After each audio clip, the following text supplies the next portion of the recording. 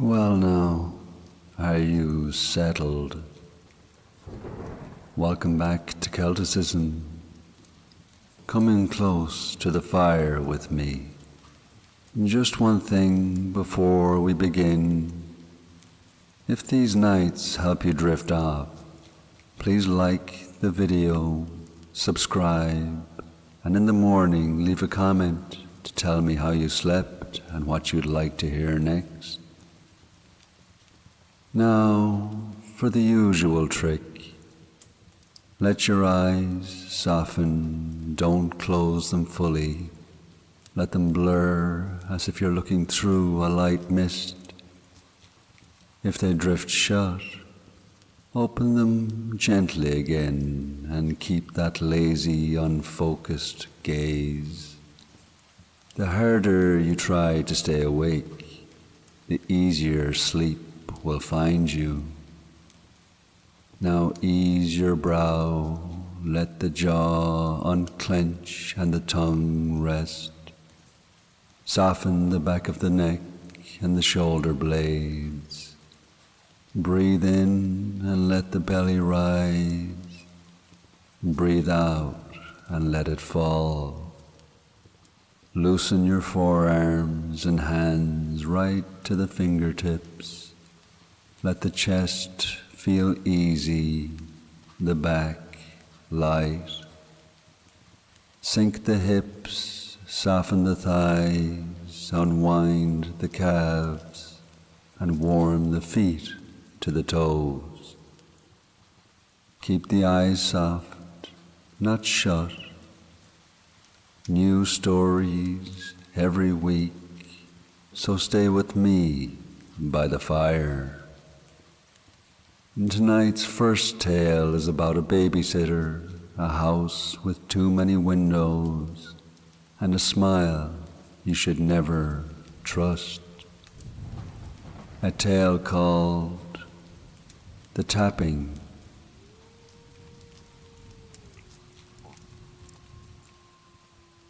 The cart wheels faded down the lane, the brass lantern at the tail rocking side to side until it was lost behind the hedges.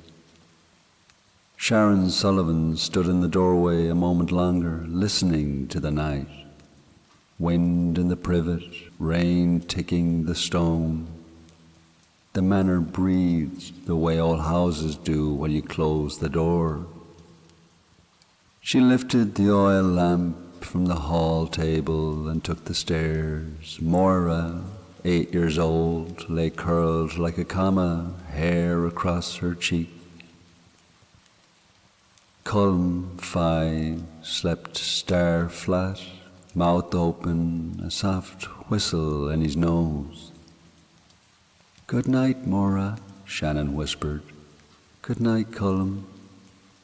Names out loud kept her steady. Back in the kitchen, she set the lamp near the range. The coal fire held a low glow. A small pot of broth sat to the side. On the sill, a saucer with a crust of milk dried to a crescent.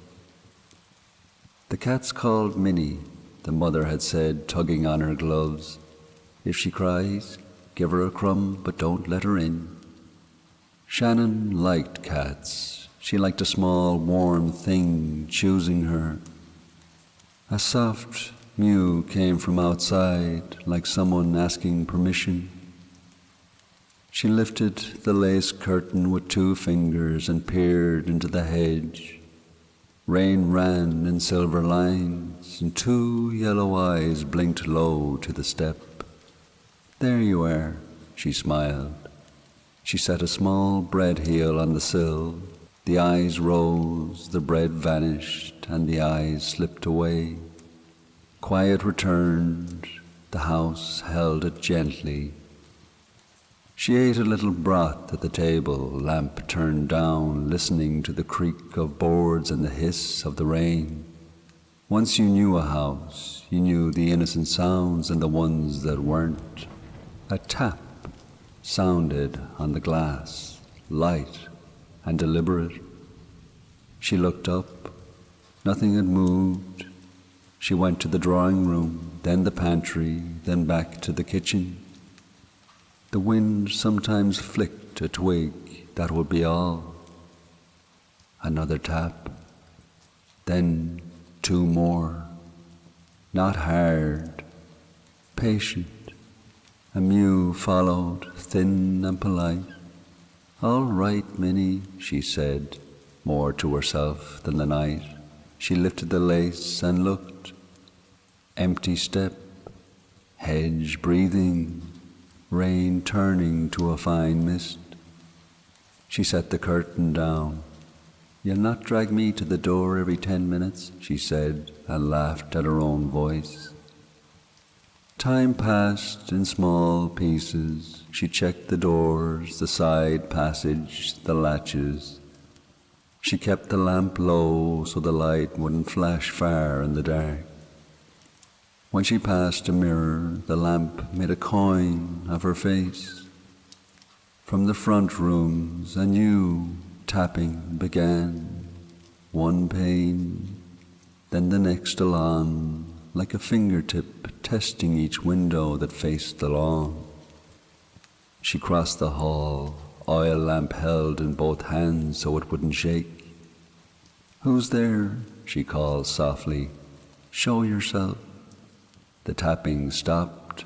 Rain ticked on. Wind dragged leaves along the gravel. She lifted the curtain of the low side window by the bookcase. A hat pressed to the glass. Not a gentleman's top hat, but a stiff old country hat, the brim ragged and wet. Under the brim, hair, wiry and bushed, thick, black as a rook's back, a face too pale, slack and waxy, and a smile pulled wide, the pink gums showing round tidy teeth. Black tears ran from the corners and made 2 long stains down the cheeks. The face leaned closer, the hat brim scraped the pane. Shannon didn't breathe, the room forgot to be warm. She let the lace fall and stepped back until her spine met the bookcase. She held the lamp steady because that was the only thing she could make steady. She counted 3 slow breaths. And when she dared, she lifted the lace again. Nothing. Only her own face, faint in the glass and the lamplight on rain. Her heart found its way back to her chest. "It's okay," she whispered. "A trick of the light, that's all." She dropped the bolt on the kitchen door. She slid the iron bar across the side passage. She put the chain on the front, though no one sane would try a door at this hour. From beyond the drawing room, the tapping started again, farther along the wall, as if the finger had moved to the next frame. Tap, tap, tap. "Go away," she said, not loud, not soft. "Go on home." A mew came through the wall. The sound made the skin on her arms rise. It was the right shape of a cat's call, but it had no cat in it. It was a mouth trying out a new sound. She took the small iron poker from the range and slid it under her belt. Her grandmother's voice visited her for a blink. "Keep iron, keep salt." The old people liked simple rules. She lifted the lamp and climbed to the landing. She opened Mora's door a crack. Soft breath, safe. She opened Culm's, a small snore, safe. Her plan was to sit on the top step between the doors, let the night do what it liked below. Up here were the names she'd promised to keep safe. A tap sounded at the upstairs landing window beside her. She turned, lamp up. The hat brim touched the glass. The smile filled the pane. The black tears ran thicker now, slow and heavy, pooling at the lower frame. The face pressed closer until the nose flattened and left a white bloom on the pane. Shannon's throat closed. She swallowed hard to open it again. How can I help you? She said, because manners were a kind of shield. The smile didn't change. The voice came through the glass as if the pain were thin air, soft, mother-sweet. Let me in, Shannon. Her fingers tightened on the lamp's handle. How do you know my name? The head tipped, the brim scratched, the black tears drew darker lines. The tongue moved slowly inside the grin like it was very dry. You told me, the soft voice said. We've spoken before. No. In Dingle, the voice said, gentle as milk. Shannon felt the floor shift under the soles of her feet. A cold weight moved in her chest. She set the lamp on the landing table so it wouldn't show the shake of her hand. Go away, she said, and now there was iron in her voice. Go away now, not tonight. The hat tilted the other way, like a bird thinking. The smile held hard. The mew came again, stretched at the edges like a word pulled wrong. From Moore's room, a small voice turned in sleep and breathed very clear, Don't let her in. Shannon stood where she was. She had 2 doors to guard and 1 face to ignore. She kept the lamp low and her eyes on the carpet runner. She let the house settle around her like a cloak. The tapping moved along the upper wall, testing the other frames, patient as a person trailing a finger on a fence. When it reached the gable, it stopped. The quiet that followed felt thick. She waited. Nothing moved. Lamps burned down slow. Memory burns faster. The boy in Dingle had slept on a sagging couch, propped by a cushion that had no business under a child's head. Shannon had been younger by a handful of summers. A lad had knocked. He had a laugh like a warm room and a bottle he said was for sharing. An hour, she said, only an hour. They talked too long, they kissed like fools. The house had held them like a hand. When she checked the boy again, he was a long, cold blue that belonged to bad evenings. The cushion had slipped, or he had turned, or the world had turned. The cause was small, the result was big. She had lifted him, she had listened for a heart and heard the big silence. She put him back and made him neat. She'd opened the window to let the night come in and say it had always been there. And when the mother came home, she'd cried and cried until the room felt sorry for her, and the people said later, what a pity, the poor girl, as if she'd been the one taken. She'd gotten away with it, except she hadn't. Guilt doesn't need a court. Down on the lane a cart rattled by and the sound dragged her back into the landing light. She wiped her eyes with the heel of her hand and made her face smooth. She checked the bedroom doors again. A new tap sounded, not on the glass now, on her window in the small box room where she sometimes sat to read between rounds. She lifted the lamp and crossed the landing. The small dormer looked across the hedges and the kitchen yard. Rain had thinned to mist. The world had that strange, awake, asleep look it gets in the last hours before dawn. The hat rose at the lower edge of the pane like a moon, and the smile came with it. The black tears dragged dark trails that would stain the wood come morning. The eyes were large and very dark, and there was a weight in them that felt older than the house. "I know you," Shannon whispered, and her breath left a pale patch on the glass. Her grandmother had told her a winter story about the Cealach, the veiled one, who walked the edges of fields and tapped at the panes to be let in when the year turned. Something that preferred to visit the others who already carried a weight inside. "You've found the right house," Shannon said, voice steady now. "But not the right night, not while I mind these two." The smile didn't change. The tongue moved once against the teeth. The voice stayed soft. "You let him in," it said. "You opened the door, and you never truly shut it." A child's name came next, a small name that belonged to a couch and a cushion and a bottle and a room by the sea. Shannon put her palm to the pane. The glass was colder than it should be.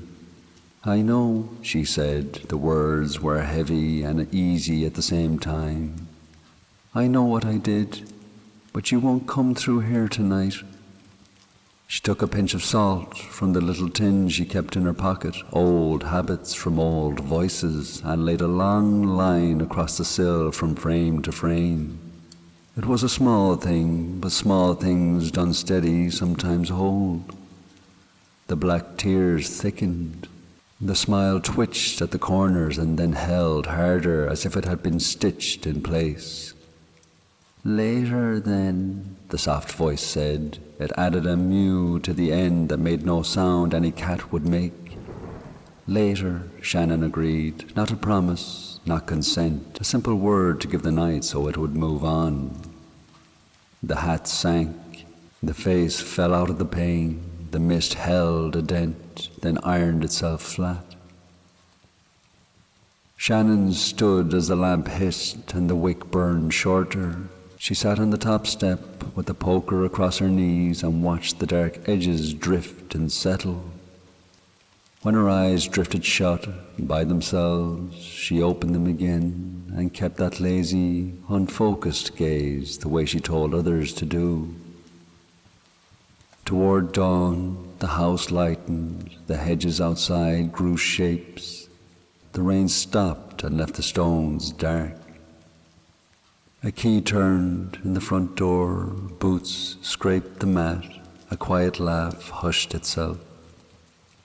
Shannon went down to meet the parents. "They slept straight through," she said, "not a peep." She took the coins the father pressed into her palm and thanked them for the extra. She did not say the words hat, smile, or tears. She left those in the night. On the lane, she drew her shawl tight and walked towards the village. She kept in the middle of the road, away from the hedges. She looked once. Far back in the green, a stiff hat stood still. A face waited, patient as stone. The smile never moved. One black tear hung at the edge of a cheek and never dropped. The finger lifted and pointed at Shannon. Then it pointed back at the house where two children would wake and rub their eyes and call for porridge. Then back to Shannon again. Shannon walked on. She would keep iron, she would keep salt. She would keep children's names in her mouth like prayers. She would forgive herself some days and fail at it in others. She would be better than she had been, but she would not get free. The Cealach did not come to punish or to pardon. She came to remind. Windows were everywhere, nights were many, and winter had time. The Cealach, however, had more. Shannon lifted her eyes to the pale sky and let her breath leave her slow. "Not tonight," she said to the hedges, to herself, to the old years and the new. not while I mind what's mine. Behind her, a soft tap sounded on a pane she couldn't see, then another, and then silence.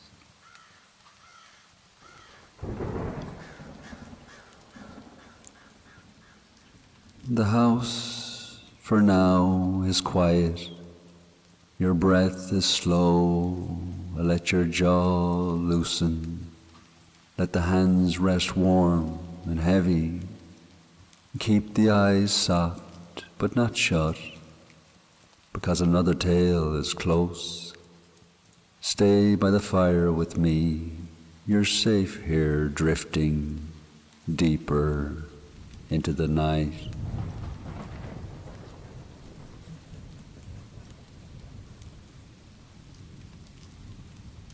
And now the next tale is called The Gravedigger's Vow. The last shovelful fell with a soft thud. Nick Kavanagh pressed the back of the spade to smooth the fresh mound, then leaned the handle into the earth and sat down beside the new grave. His coat was wet at the hem, clay stuck to the boots like old bread. A lantern burned low by his knee, throwing a small orange coin of light against a yew trunk. "Ah, now, Jackie boy," he said, looking at the name on the wooden board. "Well, friend, this is the end of the road, so..." The graveyard lay in a hollow. Wind rolled through it in long breaths.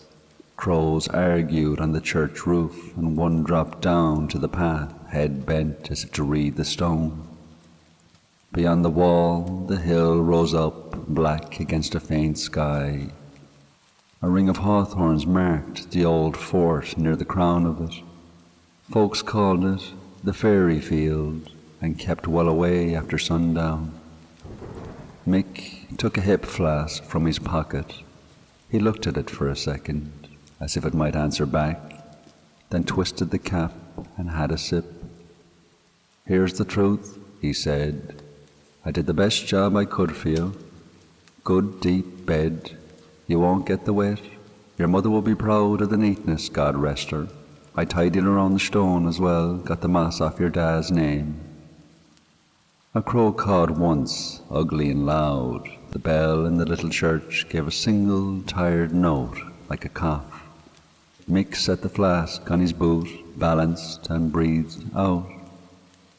"Do you remember years back," he said to the board in the dark, "the way we cut across these graves, you and me, pretending to be bold, jumping the low walls like blackguards, and Father Mahan would roar from the door to show respect? 'Your own little feet will lie here yet,' he'd say, and we'd wave like saints and leg it. Ah, Jackie, we were some fools." He rubbed his thumb along the rough letters of the name. "I've no cigarette for you," he said.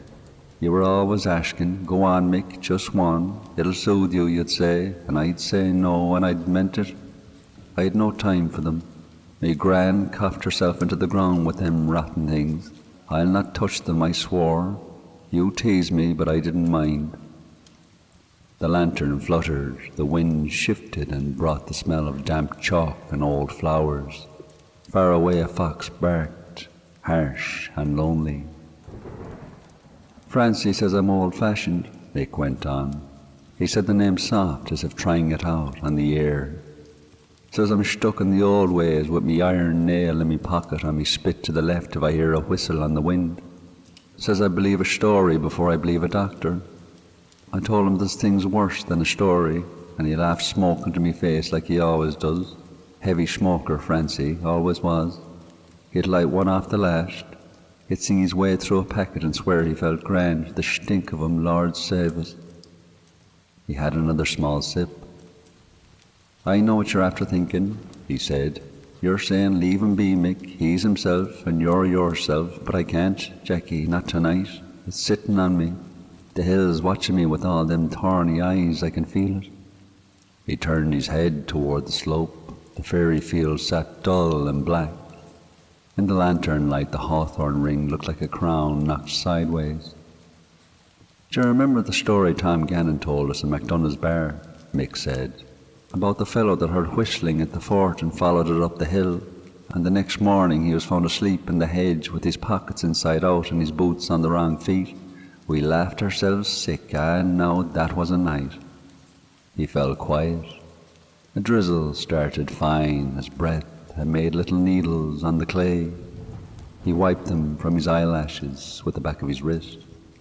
"Now, this is the bit I don't want to say," he said, and his voice lowered like he was afraid the stone would tell tales.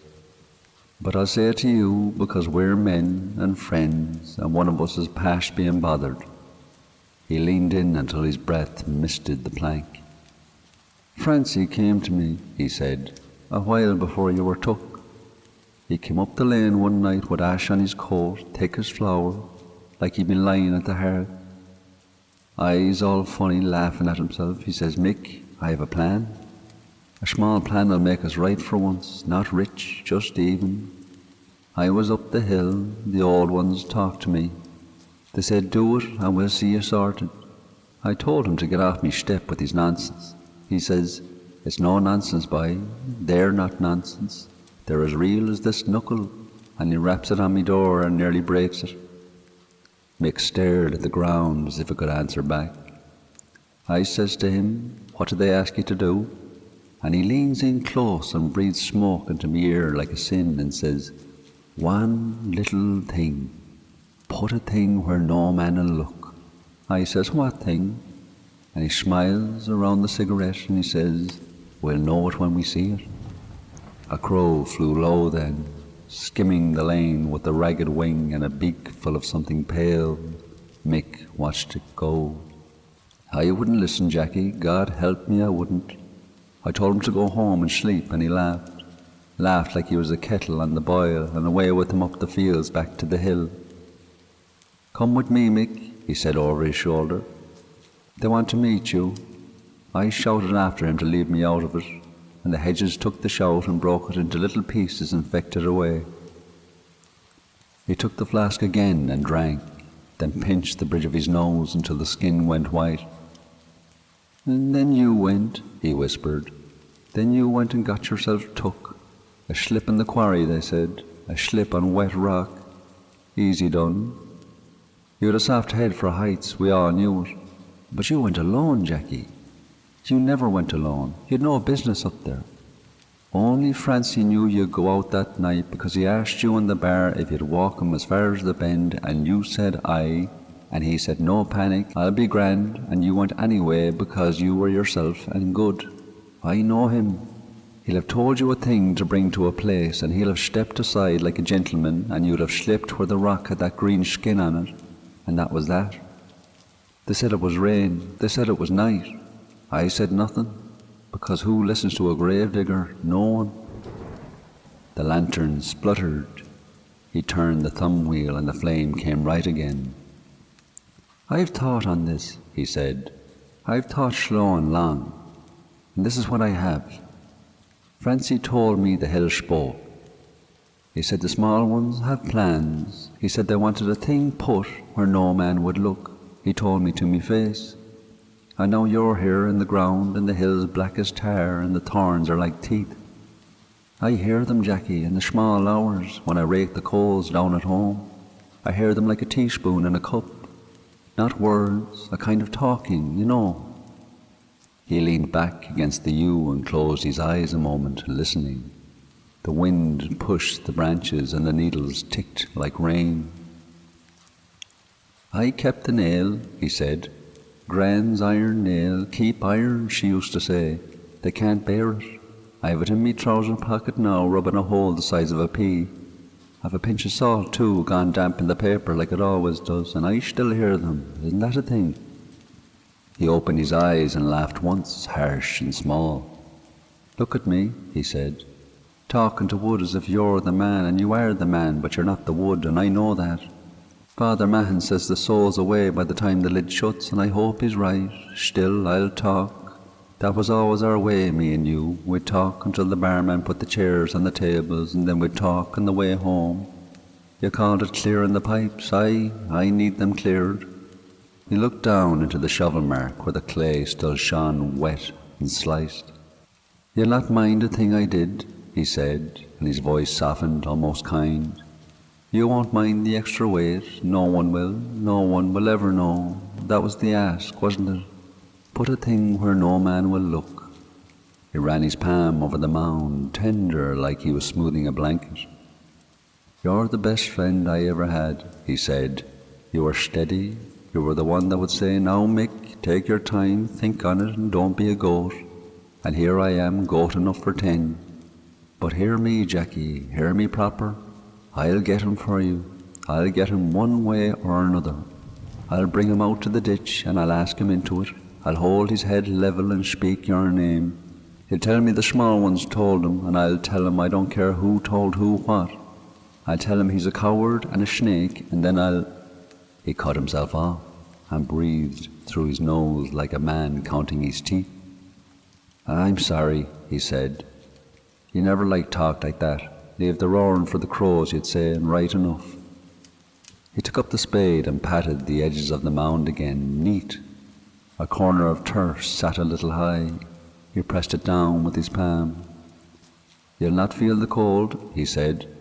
I put gravel at the turn, no clay will slop in, I've done it clean.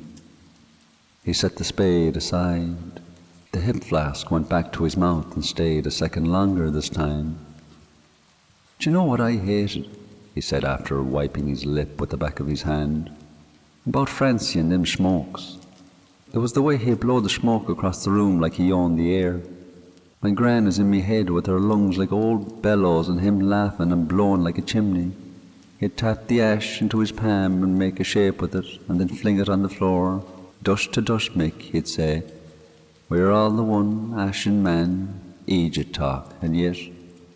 He eyed the hill again, and something far up there seemed to shift the way shadows trick you when you're tired.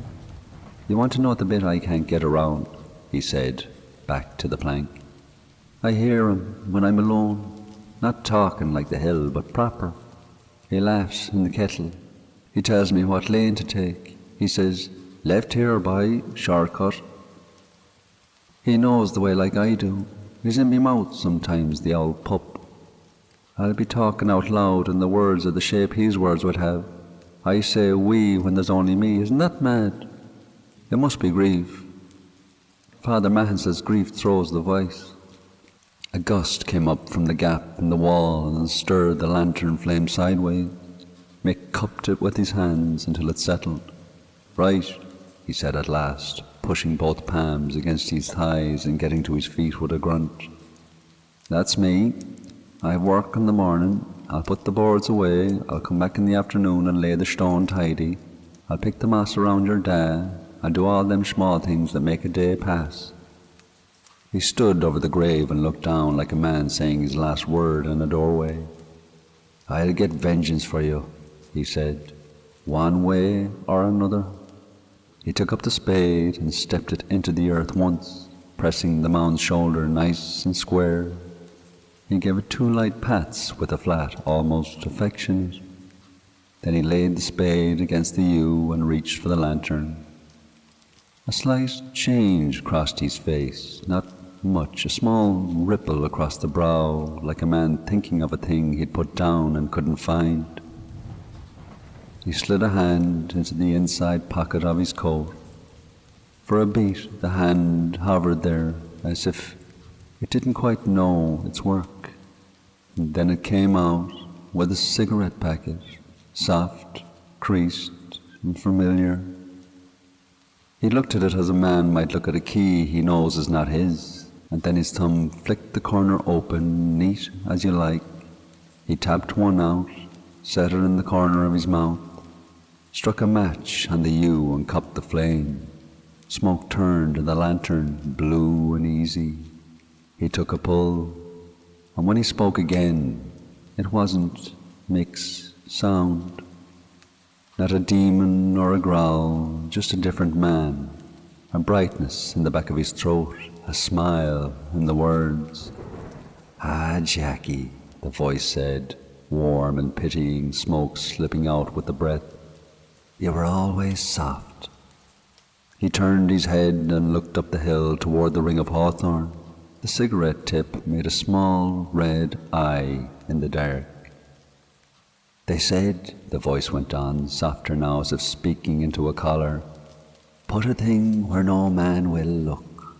We done grand. He tipped the ash with a practiced shake. It fell and made a great kiss on the clay. They'll sort us, the voice said. They said they would.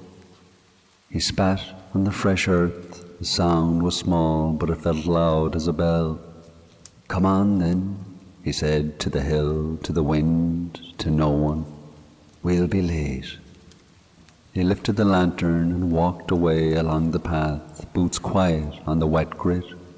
Smoke trailed behind him like a thread. The lantern swung left at the gap in the wall and went out of sight. A crow hopped onto the new mound and tilted its head as if to listen for a man inside. It pecked once at the ash, decided it was nothing, and flew. Wind moved across the hill. The hawthorns didn't move at all. Back on the path, the smoke thinned and was gone. There was only the grave, neat as a folded coat, and the spade leaning at the yew like a man waiting his turn. If any small feet went over the wall, they made no sound. If any small voice spoke in the hedge, it kept its counsel. Down in the clay, a weight lay on another weight, and no man would ever look. And somewhere, not far, a gravedigger named Mick would search the lanes and the bars and the fields for a man called Francie, and he would not find him. And he would swear there were 2 sets of boots on the road when there was only one, and the hill would watch with its thorny eyes and never blink. The lantern light didn't come back, only the slow, slow breath of the graveyard did, in and out, as always.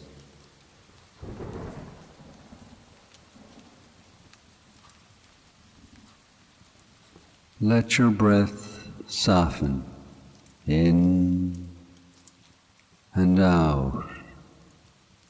Unclench the jaw, let the tongue rest. Feel your hands warm, your shoulders easy. Keep the eyes soft, not closed. You're safe here by the fire.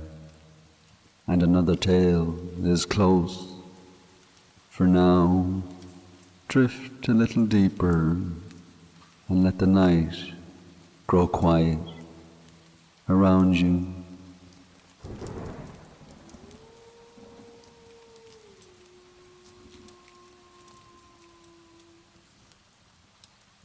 And now the next tale is called Freeney's Bad Day. Joe Freeney woke before dawn to the sound of rain on the slate. A small grey morning over the town. He stretched, yawned, and went to put the kettle on. The kitchen was, as it always was, brown bread under a cloth, a chipped blue mug on the hook, his mother's clock ticking like a soft boot on the floor. He poured the tea, steam rose in a thin white twist. He lifted the mug and took a slow sip, warm, sweet, and perfect. He wiped his mouth with the back of his hand and frowned. His lip was wet and sticky. He looked down at his fingers, red. He blinked. He tipped the mug and watched the liquid roll around the rim. It was not brown, it was dark and thick. It clung to the porcelain like paint. Joe's stomach flipped. He put the mug down on the table and stepped back so fast the chair knocked. He stood very still and listened. The rain, the clock. He dared another look. It was tea again, plain tea, a brown stain down the inside of the mug. Joe let out the breath he had been holding. Get a grip, he told himself. You're tired, that's all. He made toast, he spread butter. He stared at the plate, waiting for the bread to crawl or breathe or do any other fool thing. It did not. He ate, he washed the plate, and he laughed at himself. In the bathroom, he cleaned his teeth, mint and foam in small circles, and he spat. A mouthful of white and teeth. Not one or two, all of them. A spill of little wet stones in the sink. He clapped his hands to his mouth, his tongue flew around counting, his fingers pressed each tooth in turn. Every one of them was there, firm, normal. He spit in the basin, was only spit. He sat on the edge of the bath until the shakes passed. He rinsed the sink twice. He rinsed his mouth 3 times. Right, he said, enough. He put on his coat and cap and went out into the morning. The main street was quiet, shop shutters half up, milk on doorsteps, a dog shaking rain off its back. He nodded to Mrs. Casey at the corner. She nodded back. Her face didn't change, her eyes didn't blink. Her mouth held a smile too wide and too long. He kept walking nervously. At the baker's, he put a coin on the counter for a bun. The coin wriggled under his thumb. He let go and it lay flat as any coin. He slid it across the wood and the baker took it with 2 calm fingers. "You all right, Joe?" the baker said. "Grand," Joe said, but his voice came thin. He ate the bun on the street in the rain. He chewed slow and listened to see if it squeaked or moaned or cried like a mouse. It didn't. It was only a bun. He turned down by the river to clear his head. A crow sat on the fence post and watched him. Another joined it, and then a third. Joe stopped beside them. "Have ye nothing better to do?" he said, trying not to laugh. The middle bird opened its beak. "You're one to talk," and let out a caw of a cackle. Joe stepped back, stumbled, caught himself, and walked on fast. By midday, the rain had eased. He went home to fry an egg. He cracked one into the pan. The white spread and hissed. The yolk rose like a small sun. He leaned in to salt it, and something moved under the white, a twitch, then another, as if there were legs or strings pulling inside it. He turned off the gas and stood with both hands on the counter. He waited, the egg set. Nothing moved now. It looked like any egg you'd see. He scraped it into the bin and ate bread and butter instead. Voices at the window made him look up. 2 lads went by, kicking a ball along the road. They laughed, but their mouths didn't open. The sound came without lips, without teeth. It came like a clock. It came like a whistle. He went to the glass and pressed his forehead to it, letting the cool slow his skin. He turned his head and caught his own reflection. His face was grey, his eyes were dark circled. There was a patch of rot on his skin the size of a coin, and another at the edge of his jaw. His lips looked cracked and black. He touched his cheek. It was warm. There was no hole. His lips were only lips. He laughed. The man in the glass did not. He just stared back. "Enough of this," Joe said again, and this time the words shook. He put on his coat and cap once more and decided he'd talk to people. If he spoke with 10 ordinary souls and they all looked fine, this nonsense would stop, surely. He would make it stop. He would push it away with voices and light and beer. He walked into the pub. The door was propped on a wedge, warmth came out, a cloud of talk, a small chair at the back near the stove. And when he stepped in, it stopped. The voices kept going, but nobody was moving. Men sat at tables and stared straight ahead with empty faces. A woman at the far wall stared at the floor. A lad by the window stared at nothing. "Evening," Joe said, half smiling, half begging. No one turned. The voices rolled on as if they were the sound of the sea on a shell. He went to the counter. "What can I get you, Joe?" the barman said. Joe looked up with relief. "Pint of stout, Ned," he said. The barman's smile was wide and kind. As he smiled, his mouth opened farther, and then farther. The tongue came out long and forked, tasting the air like a snake. Two small horns pressed the skin at his hairline and showed pale. Joe stepped back so fast he hit the stools. "What's wrong with you?" the barman said, ordinary again, his mouth only a mouth. "Nothin'," Joe said. "Pint." The barman pulled it, black and creamy and lovely. Joe took it in both hands and tried to steady his breath. He raised it. The smell was grand. He took a sip, thick, cold, and not stout. It tasted of iron and pennies and old coins and of something he knew from the butcher's drain. He set the pint down so hard it slopped.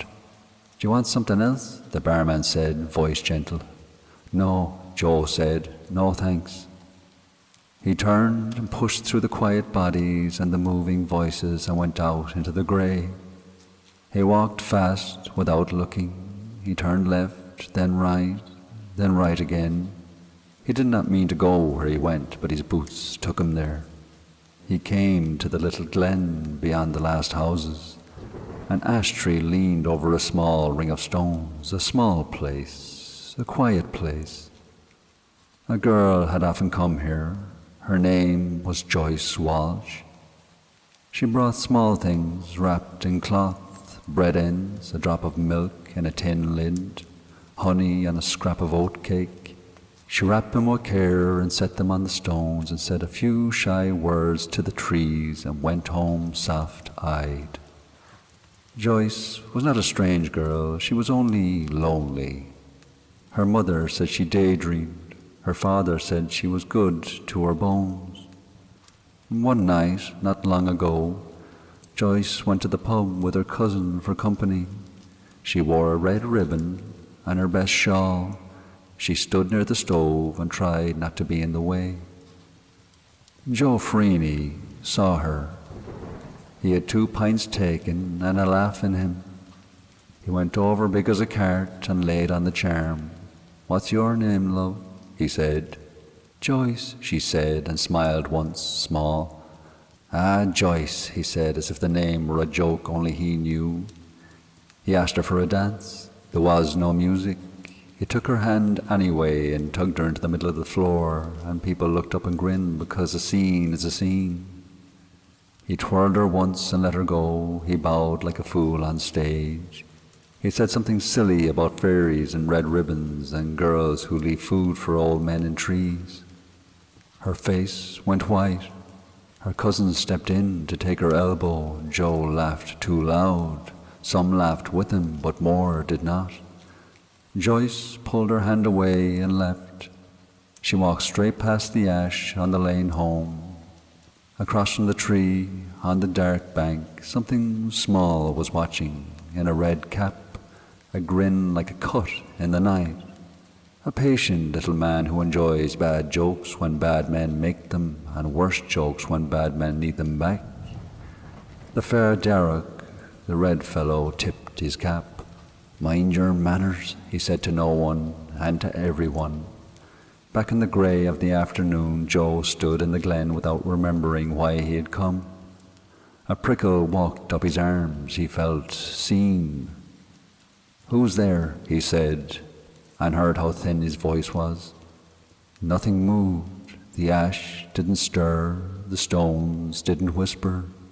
But as he turned for home, he felt a light tap on the crown of his cap, like a small finger testing ripeness.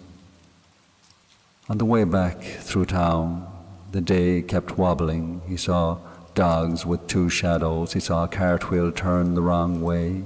A church bell rang and the sound ran out of the air before it reached his ear. He went inside and shut the door and set his back to it and slid down to the mat. It was evening now. The light on the table had the deep look it gets when the day gives up. He lit a candle and set it in a cup. The kettle began to scream, not whistle, scream. Joe lifted it from the hob with a cloth and set it to the back of the stove. The scream went on without the kettle. He clapped his hands to his ears and counted until it stopped. It stopped on the number he had reached in the pub when he had said sorry inside himself and not out loud. He poured water. He did not make tea. He sat at the table and folded his hands and stared at the wall. "I get it," he said to an empty room. "All right, I get it. I went too far. I made a show of a girl who did no harm, and I'm sorry." The room listened. He tried again. "I'm sorry, Joyce," he said. "I'll say it to your face. I'll say it tonight. Just stop this carry on, please." He stood up and took his cap and opened the door. On the step was a small bundle wrapped in cloth. He bent and opened it. Inside was a rag doll made from an old glove, a slice of bread, and a drop of milk in a bottle cap. And there was a little note folded once. "Mind your mouth," signed F.D. Joe looked up and down the street. No one, only the last of the light. He put the bundle on the hall table and hurried out. He found Joyce at her gate, speaking with her cousin. "Joyce," he said, breathing hard, "I need a word." Her cousin looked at him long. Joyce looked at the ground. "I'm sorry," he said, "for the other night, for the dance that wasn't one, for the talk, for my big mouth. You did nothing to me, and I took your name in my teeth. I was wrong. And I know you bring small things to the Glen, and that's your business. It's kindness, and I made a show of it, and I won't again." Joyce lifted her eyes. They were wet and steady. "All right," she said, quiet as rain. "Just don't do it again." "I won't," he said, and he felt something loosen in his chest, like a knot opening. He went home with his head down and his hands in his pockets. Night came fully. Street lamps bloomed one by one like small moons. He washed his face, he made his bed, and lay on his back with his eyes open to the ceiling, waiting for the walls to breathe or the shadows to reach. Nothing reached. The kettle did not scream, and the clock simply ticked. He turned his head to the side and looked at the window. A small red cap was there for a length of a blink, like a flower behind the glass, a grin like a cut. And then it was gone. "Mind your manners," the air said, but only the way air speaks with nothing in it but a lesson. Joe closed his eyes. In the morning he poured tea. It was tea. He brushed his teeth. They were teeth. He looked himself in the glass, and he was himself. He put the rag doll from the hall table on the mantel where he could see it. Whenever a joke came to his mouth too fast, he looked at that doll and said nothing at all. He met Joyce at the shop a week later. He nodded once, and she nodded back. On some evenings at the edge of the glen, a small figure in red was seen by no one and by everyone. He would tap his cap when Joe passed by and give him a thin smile that said, "We can keep this nice if you can." Joe kept it nice indeed. The days kept their shape, bread stayed bread, tea stayed tea, and the Fjord Jarrag, pleased with himself, went to find another gobshite who needed a little lesson in grace.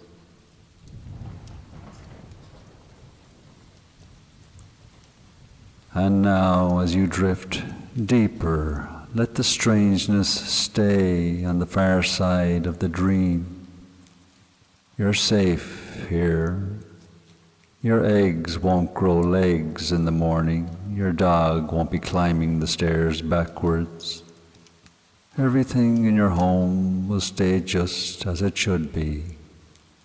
So take a breath and soften your shoulders and let the weight of the day continue to melt away.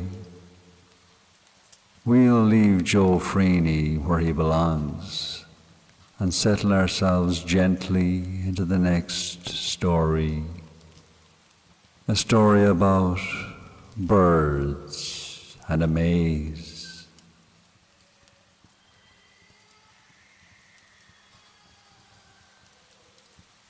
And now for the next tale, a tale called The Raven's Maze. Connor Delaney had built his castle to show the world what money can do. Stone hauled from the hills, towers thrown skyward, windows tall enough for choirs of light. It was his monument, his fortress, his name in stone. And yet, when he was alone in it, he felt small. The servants were gone for the night, the feasts finished. Only silence filled the hallways, broken by the beat of wings. A raven, black as pitch, had perched on the great beam above the hearth, its eyes fixed on him, not blinking. Connor had shooed it once, twice, but still it came back. Each night it returned, staring. And tonight, when he rose to chase it, he found the corridor ahead was not the one he had designed. The castle turned on him. Hallways stretched, corners bent. A door he swore led to the kitchens now opened to a narrow stair curling upward. He climbed, and when he reached the landing, he was certain he was lower than before. Connor muttered to himself. He had drawn the plans, stone by stone, every chamber in his mind. There were no basements, no hidden galleries, and yet, the further he walked, the more the walls leaned inwards, pressing close as though the castle itself wanted to swallow him. The raven followed. Its wings beat ahead of him, always a step further, always waiting when he turned. Once in the half-dark, its shadow stretched across the stones like a woman cloaked in feathers. He descended, stair after stair. His boots echoed down spiral wells where no torch burned. Air grew heavy, hot, and damp. The walls glistened as if the stone itself were sweating. And the deeper he went, the stranger the place became. Shadows broke loose from the corners, stretching long fingers across the walls. Now and again, one seemed to clutch at his sleeve, but slipped back into the black when he spun around. Whispers crawled through the stone, low growls rumbled too deep to be human, from chambers that should not exist. Once a shape like a great antlered beast stood in the dark ahead, but when he blinked, it was gone. Connor whispered, "Ground level, I must be near ground level." But each step down made his breath ragged. The heat was rising, and with it the smell of ash. Corridors twisted into galleries of arches he had never built. Once he thought he glimpsed faces pressed into the walls, mouths open in silent cries. The further he went, the more he heard them groan. The raven croaked and took flight down into the deeper dark. Connor followed, staggering now, his shirt clinging with sweat. His own castle had become a maze, a trap and still he pressed on. At last he reached a stair that plunged into blackness so complete it seemed to breathe. He steadied himself. There could be no more steps below this. The foundations were deep but not endless. If he reached the bottom, he would be free, surely. He descended. The air grew hotter, the stone underfoot trembling faintly, and at the end, light flared, not the gold of hearth fire, but red, pulsing as though the earth itself had veins. A tunnel opened wide, and in it he saw rivers of flame, heard the cries of countless voices. The heat blasted him, staggering him to his knees, and on the far side of the cavern, rising tall as a tower, a woman of feathers stood. Her cloak writhed as though made of wings, her eyes endless black. The raven was gone. She had always been the raven, the Morrigan, guardian of the land, protector of what he had built upon.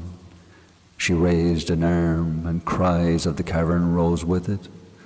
Connor crawled backward, but the stair behind him was gone.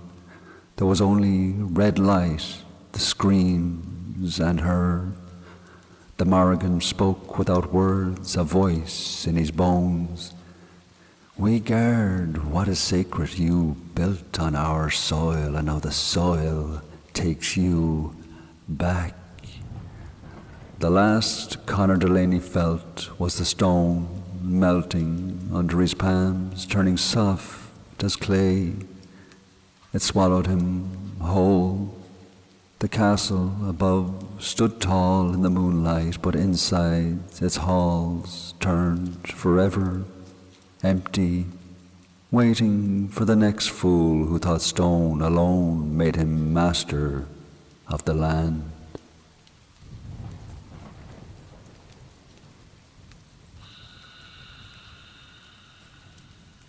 Now unclench your jaw, drop your shoulders, and let the belly rise as you breathe in and fall as you breathe out. Hands warm, legs heavy.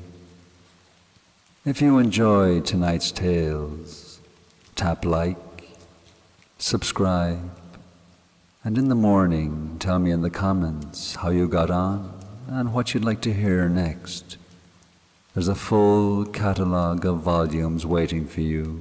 Come back each night and make this your resting place. Now, sink a little deeper. Feel the warmth of your bed and the long night of rest that lays ahead. Good night.